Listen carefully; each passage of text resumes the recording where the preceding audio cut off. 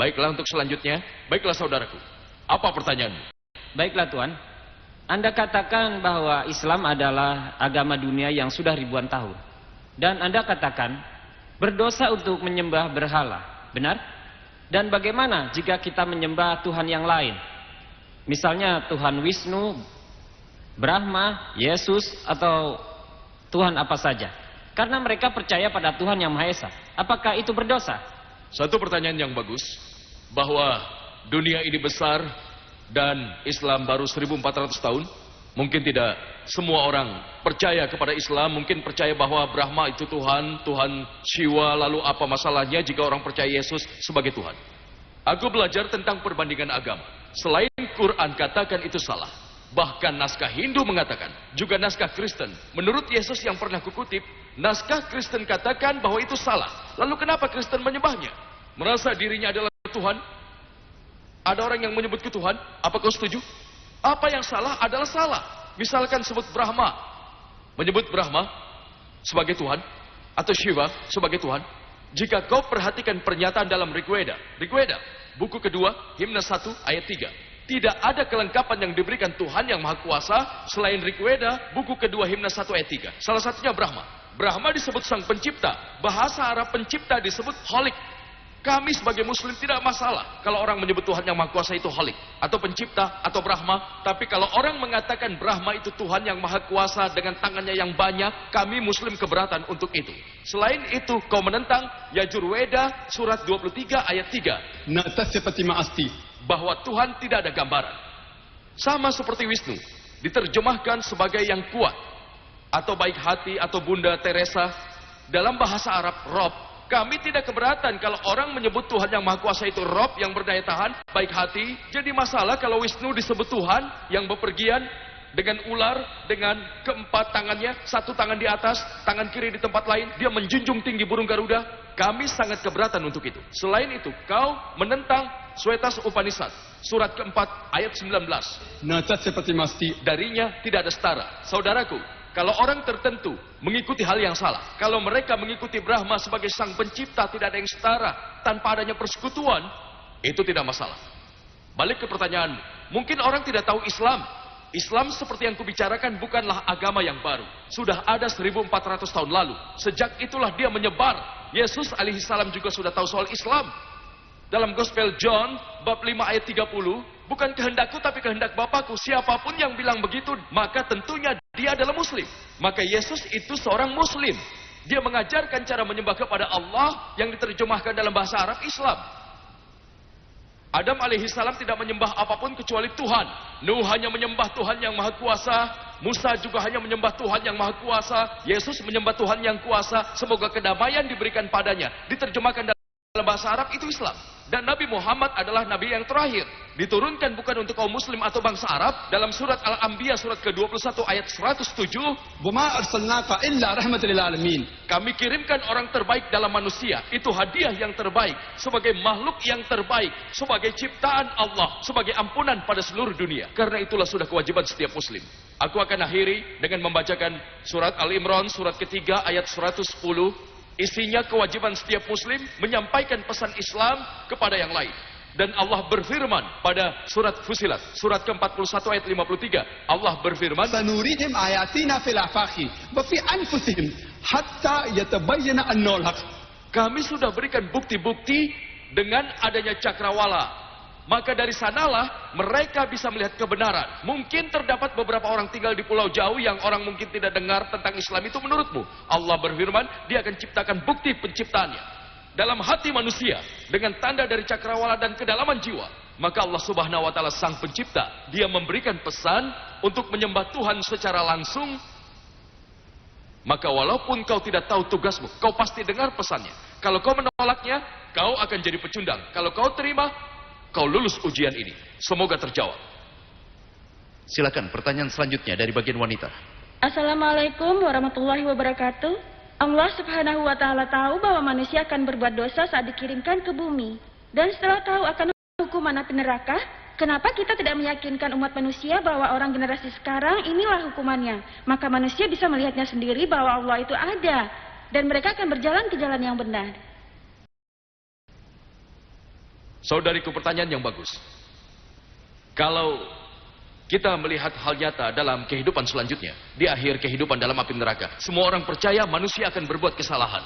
Tapi Allah tidak tinggal diam dan menghapus ingatan mereka, karena mereka akan kembali melakukan dosa. Apa yang diperlihatkan Allah? Itu pertanyaannya. Saudariku, Allah sudah coba membuktikan. Allah menyebutkan dalam Quran tentang api neraka. Apa itu api neraka? Apakah benar ada? Kita berpikir, di mana surga? Di mana neraka? Apa itu hanya ucapan? Kita tidak percaya kepada Allah, ya sudah. Tapi kita tidak percaya.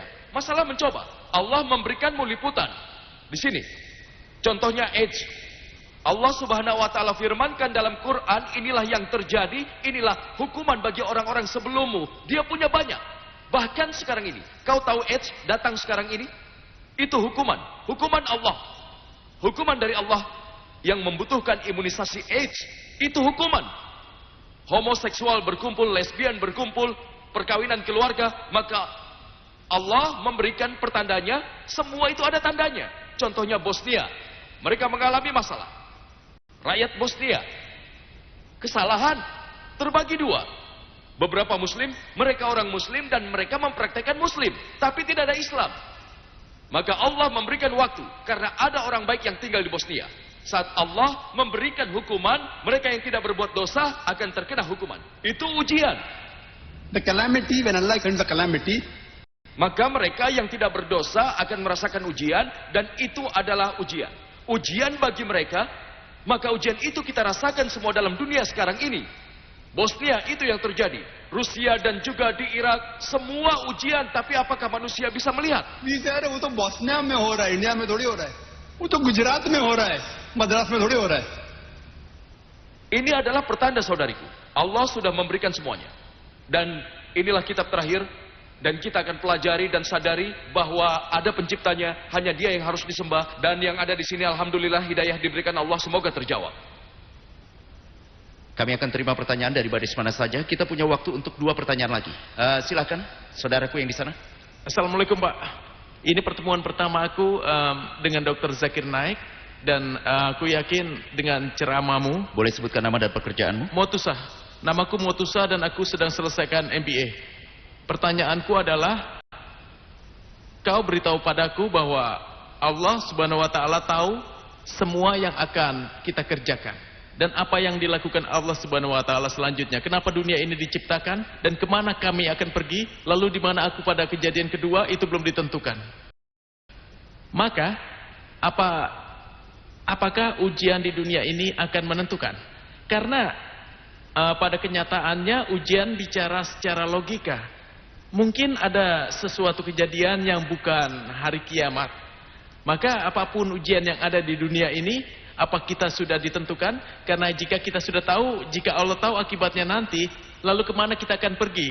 Dan kita semua ini akan menjadi apa nantinya? Lalu kenapa kita sekarang berada di sini? Dan aku mengerti pertanyaannya. Satu pertanyaan lagi. Aku ingin selesaikan pertanyaannya. Ya, cepat selesaikan. Baiklah, baik. Dan jika kau adalah ilmuwan dan telah melakukan pengujian, maka kau akan tahu apa hasilnya, kan? Lalu kenapa kau melakukan percobaan? Saudara kita memberikan pertanyaan. Kalau masih ada non-muslim yang ingin bertanya, kami akan dahulukan yang non-muslim, karena kami ingin berteman dengan non-muslim. Kalau kau non-muslim, kau boleh datang kepada kami dan kemudian berteman dengan kami. Saudara kita bertanya, saat ujian dilakukan, hasilnya kita tidak tahu. Hasilnya tidak diketahui.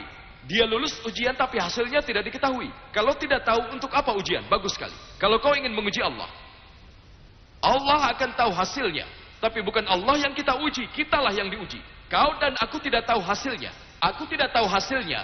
Aku tidak tahu akan masuk surga. Kalau aku tahu masuk surga, aku akan tidur di rumahku.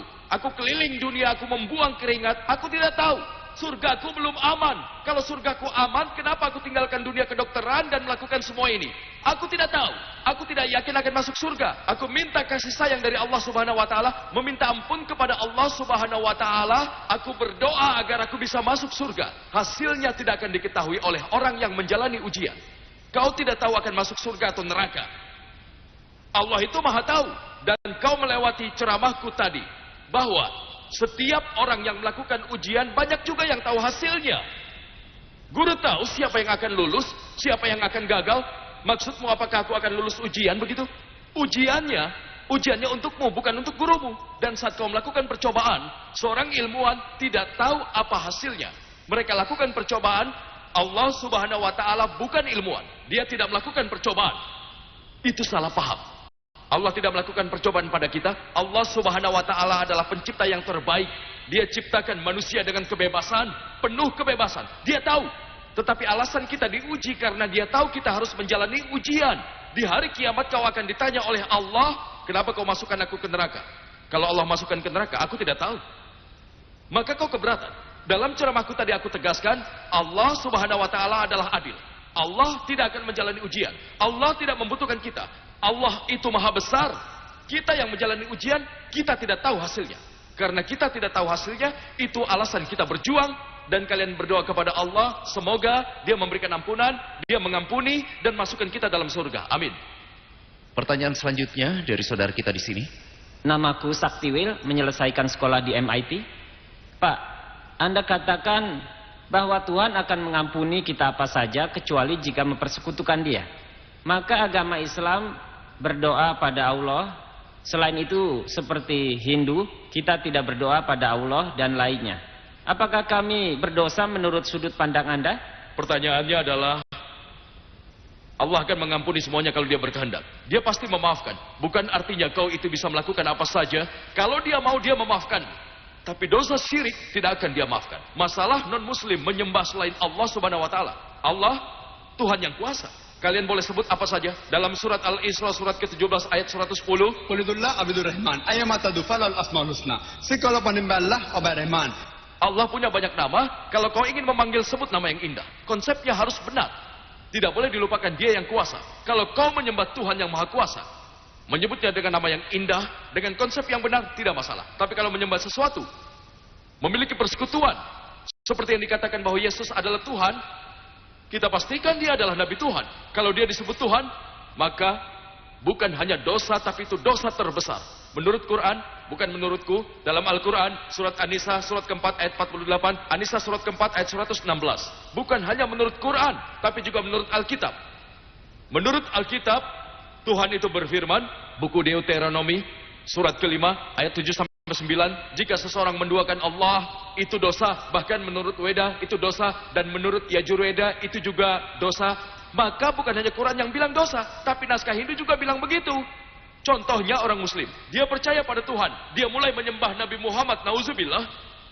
Misalkan orang muslim menyembah selain Allah, menyembah Nabi Muhammad SAW, bahkan dia tidak masuk surga.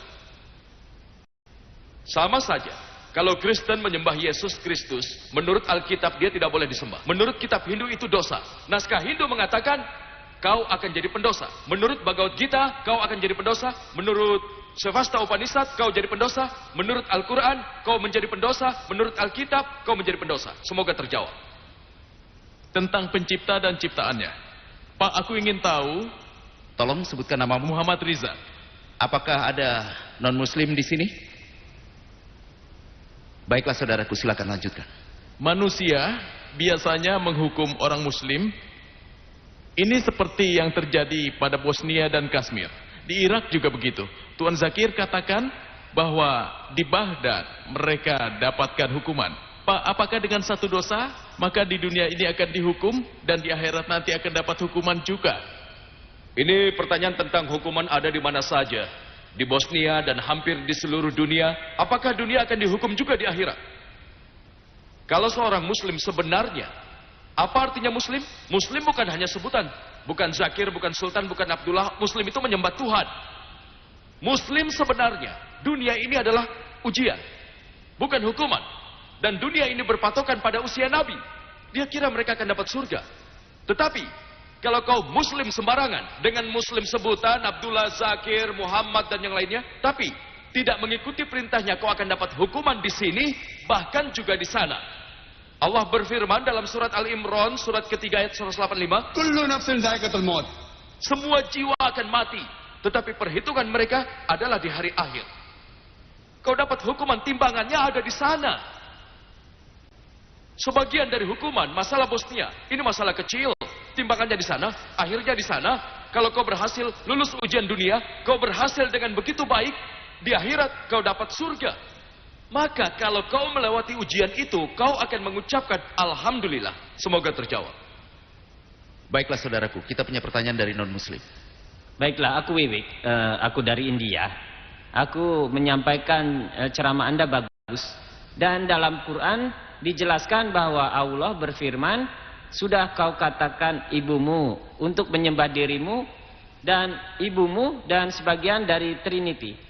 Artinya Quran percaya bahwa Bunda Maria dan Yesus bagian dari Trinity. Tidak ada orang Kristen percaya itu. Pertanyaan bagus. Quran mengatakan bahwa Yesus tidak pernah mengatakan bahwa kau harus sembah aku dan Bunda Maria sebagai Tuhan. Tidak ada yang percaya bahwa Bunda Maria itu Tuhan. Saudara, pengetahuan Kristenmu sangat terbatas. Ribuan dominasi orang Kristen di dunia, ribuan. Bahkan aku tidak tahu. Dari salinan yang ku tahu hanya sebagian. Siapa yang percaya pada Trinity? Salah satu dari Trinity adalah Bunda Maria. Mereka yang percaya Bunda Maria Tuhan, mungkin hanya ada sedikit. Mereka ada atau tidak, aku tidak tahu. Tapi kalau kau baca kitab Kristen, bicara tentang sekte yang percaya bahwa Bunda Maria adalah Tuhan. Semoga terjawab.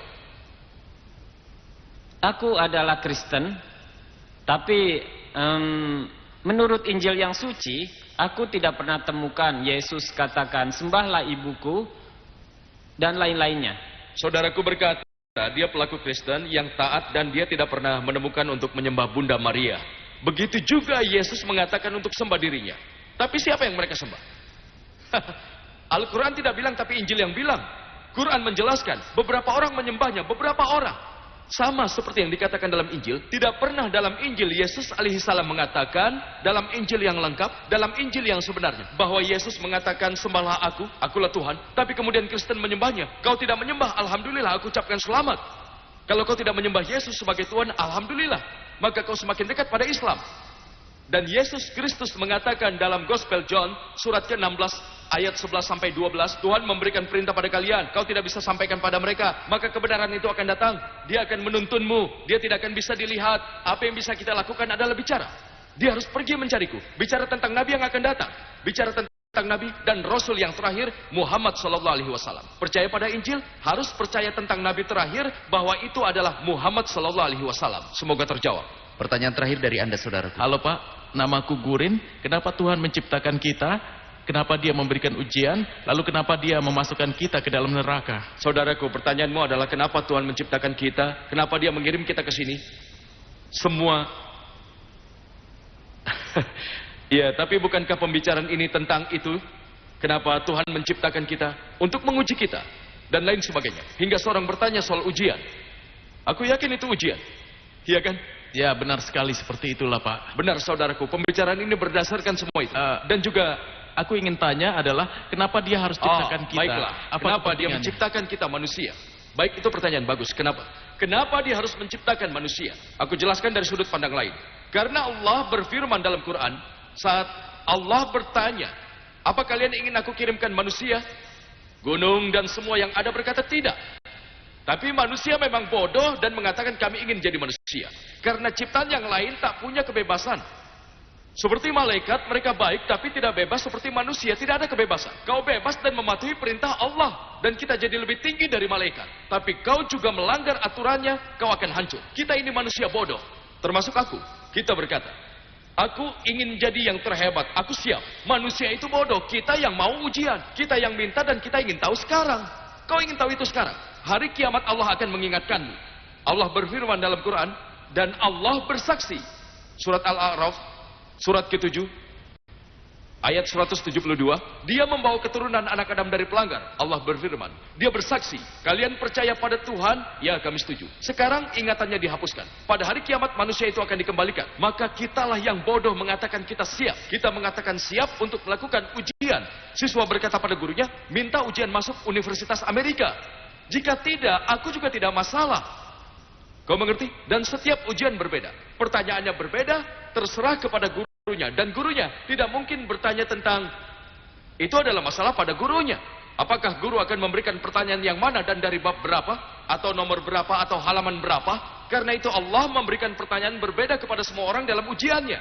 Ada yang diciptakan miskin, sebagian lagi ada yang kaya, beberapa yang sehat, beberapa yang sakit. Dia ciptakan dengan cara yang berbeda. Tapi ujiannya harus dibahas. Itu yang harus dibahas. Kalau ujiannya sulit, maka orang akan perbaiki jawabannya. Kalau pertanyaannya gampang, guru akan periksa dengan gampang pula. Itu ketentuannya. Sama halnya dengan Allah, tergantung kepada fasilitas yang diberikan pada manusia. Dia yang memberikan ujian, dia maha adil. Semoga itu terjawab. Satu pertanyaan lagi. Kami akan terima satu pertanyaan lagi darimu, saudaraku, dan kemudian menutup acaranya. Menurut ceramah, Anda menjelaskan bahwa malaikat tidak punya keinginan sendiri. Tapi dalam Quran dijelaskan bahwa Adam melanggar perintah Allah. Bukankah itu suatu keinginan yang dia lakukan? Masya Allah. Saudara kita Wiwik ini sangat ingin belajar. Dia membaca Al-Quran, Masya Allah. Aku percaya dia baca Al-Quran. Aku sepakat dengannya dalam surat Al-Baqarah, dalam Al-Quran, surat kedua ayat 34 bahwa kami perintahkan kepada malaikat untuk menyembah kecuali pada iblis. Ini tidak hanya disebut dalam Al-Baqarah, bahkan 7 kali dalam Quran. Dalam Al-A'raf surat ke-7, Al-Hijr surat ke-15, Al-Kahf surat ke-18. Sama, kami perintahkan pada malaikat semuanya untuk menunduk kecuali pada iblis. Maka iblis keberatan. Maka kita ketahui bahwa iblis, dalam arti yang sebenarnya, terjadi salah pengertian dengan malaikat. Tetapi, dalam surat Al-Kahf surat ke-18 ayat 50 berkata, kami meminta malaikat semuanya menyembah kecuali pada iblis yang sebangsa dengan jin. Kau mengerti? Maka iblis sebangsa jin. Zakir mengatakan bahwa semua malaikat itu harus menyembah kecuali kepada iblis. Tapi di dalam Al-Quran, iblis sebangsa jin ini kesalahan. Kenapa? Kesalahan karena pengertiannya. Dalam bahasa Arab ada hukum yang disebut hukum tabligh. Tabligh artinya, kalau yang mayoritas dijelaskan, yang minoritas dikesampingkan. Contohnya, ada 99 dokter dan 1 insinyur. Kalau dikatakan semua dokter berdiri, sang insinyur ini juga akan berdiri. Karena dalam hukum tabligh, tata bahasa Arab, secara pengertiannya, aku tidak katakan bahwa semua dokter dan 1 insinyur berdiri. Tapi dalam Inggris kau katakan hanya dokter yang berdiri, maka insinyur itu tidak akan berdiri. Maka tidak ada dalam Quran dikatakan iblis adalah malaikat. Karena sebenarnya terjemahan dan kurangnya pengetahuan bahasa Arab, hal ini membuat mereka berpikir. Banyak orang muslim berpikir. Dijelaskan dalam surat Al-Kahf, surat ke-18 ayat 50, bahwa iblis sebangsa jin. Jin sama seperti manusia, punya kebebasan. Maka, di antara iblis, terdapat satu jin yang menyerupai kita, tapi dia lebih sombong. Dia katakan, kenapa aku harus menyembah Adam yang terbuat dari tanah? Aku terbuat dari api. Sombong sekali. Itu yang membuatnya menentang Allah. Kau tahu jin? Manusia dan jin punya keinginan sendiri. Mereka menentang Tuhan. Dan Adam menentang Tuhan. Karena itulah dia diusir dari surga. Dan sekarang dia menyesali dan ingin menarik banyak orang kembali ke jalan Tuhan. Dan berusaha memberitahukan mereka agar tetap patuh kepada Allah. Semoga itu jawabannya. Kami harus menutup. Aku tahu, karena itulah kami harus menutupnya. Baik. Baiklah, silakan cepat. Aku Muhammad Kazamuddin. Aku senang sekali bisa berada di sini. Assalamualaikum Haji Dr. Zakir Naik. Pak, kau katakan telah membuka sekolah Islam internasional di Bombay. Aku sarankan kenapa Anda tidak buka sekolah di Chantry atau di tempat lainnya saja. Karena itulah yang kami butuhkan saat ini, Pak. Terima kasih.